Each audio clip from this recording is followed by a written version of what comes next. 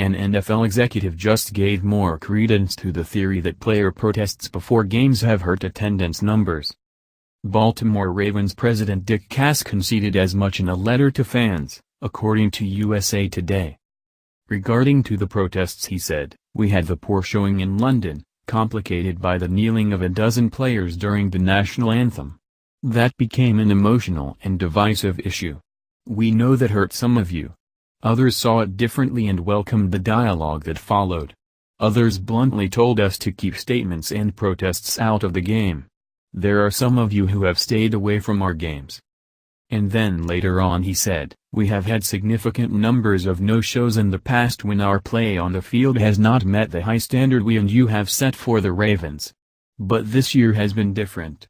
The numbers are higher, and it is noticeable. There are a number of reasons for the no-shows, but surely the one-time protest in London has been a factor. The Ravens are having a good season so far, with a winning record and a chance to make the playoffs. But attendance has been down, and it could be traced back to the beginning of the year." The Ravens played a game in London on September 24, participating in an almost league-wide series of kneeling protests in response to President Donald Trump's comments that protesting players should be fired.